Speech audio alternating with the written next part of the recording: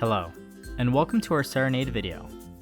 In this video, we will go over configuring settings in the admin portal, which include updating your department, updating your caseworker profile, and adding other user profiles. This video is intended for your initial sign-in to the software and is included in your Site is Ready email. Please keep this email open for reference. Let us begin. You will first log into the caseworker portal. A link to the portal was given to you in the Site is Ready email.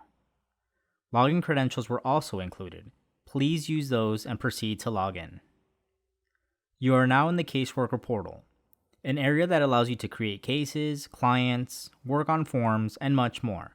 But before we get into that, let us actually visit our admin portal to configure some settings that will enhance using the caseworker portal. To do so, we will click on the settings button on the top right and proceed to click on Administrative Tools. Once clicked, you will be brought into your administrator portal. As opposed to the caseworker portal you were just in, the admin portal serves as a settings page that allows you to customize many aspects of the caseworker portal. For this video, we will focus on 3 things to get you started: updating departments that hold address info of your law firm, updating your user profile with personal settings, and lastly, adding other user profiles for those accounts that have more than one user. Let us click on the very first button titled Departments.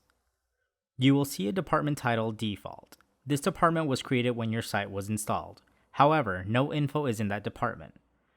You will hover over the Actions button and select Edit, and a pop-up box will appear.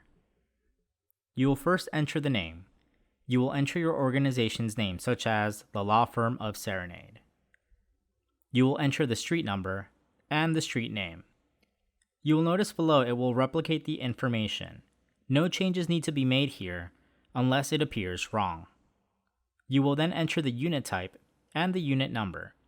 Same as above, you will see how the unit type and number are listed and no changes need to be made here unless it appears wrong.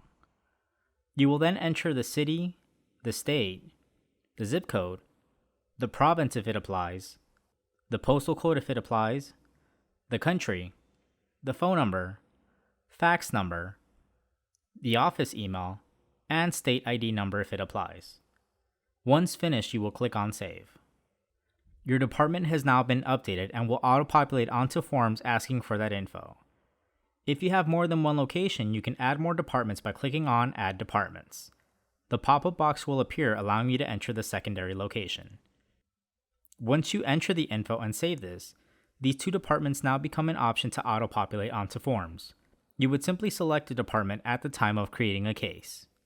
Please note, by adding multiple departments and assigning cases to it, it will help organize cases by department, which will come in handy when searching and running reports.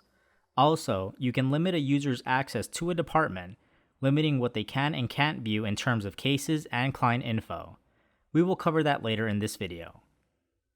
Once we've added all our departments, we can now go back to the home page. The next section to modify is your user profile and adding other users. Let us access our user profile by clicking on Users. From here, you will see your user profile. Let us click on the Edit button.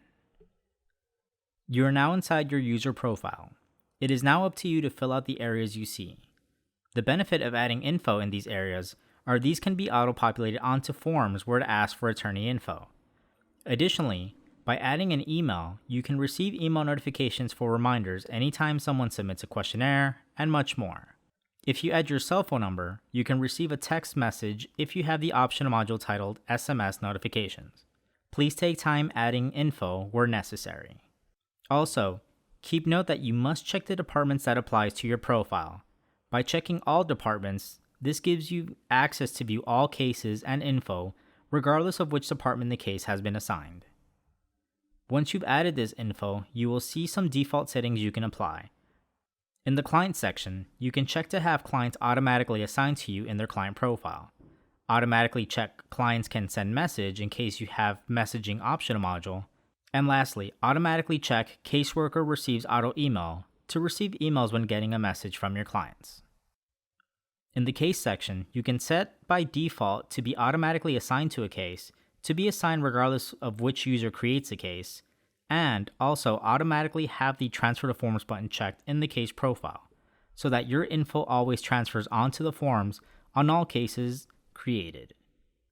Please check the areas that will benefit you or leave blank. By leaving these areas blank, you can apply these settings within the caseworker portal on a case-per-case basis. These are simply default settings that avoids checking these areas in the caseworker portal. The next area is jurisdiction details. Please add info on those areas if they apply to you. This info will auto-populate on the forms when clicking the Transfer to Forms button. The next area is your login details.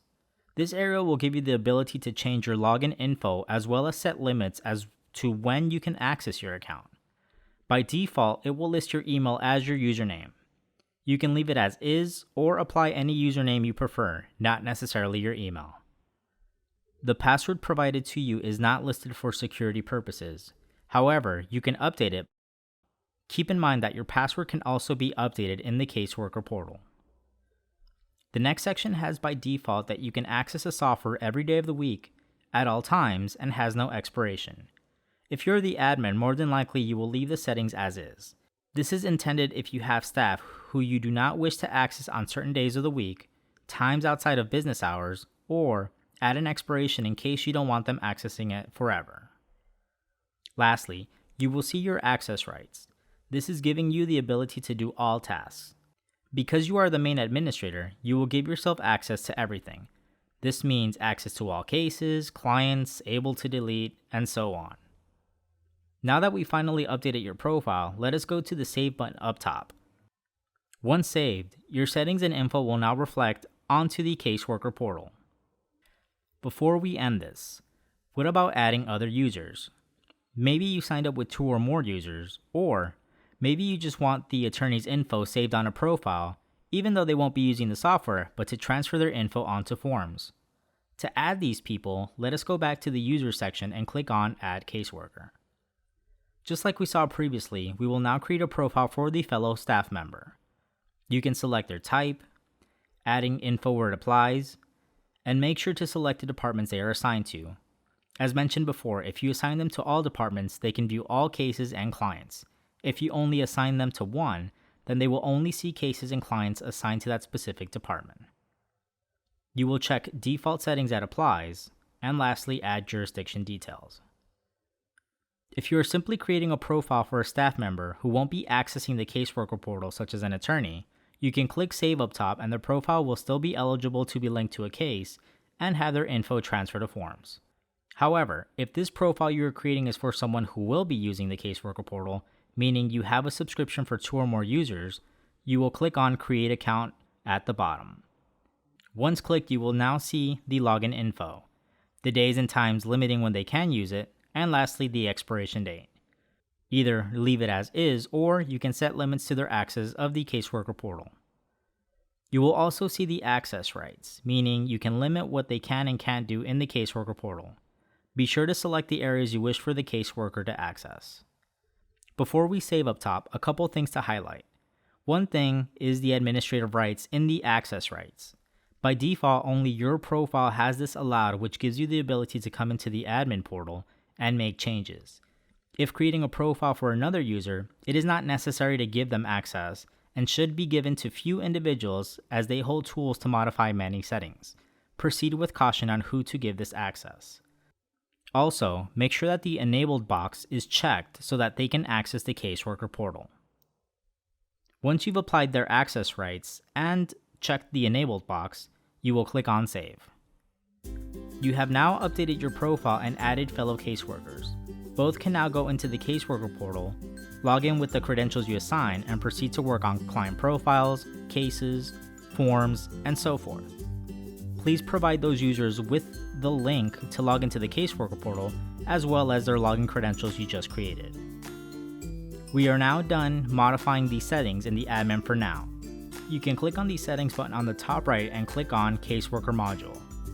You will now be brought back to the caseworker portal and can start working on cases. If you ever need to make changes in user profiles or departments, you will follow the steps on this video showing you how. Thank you for watching.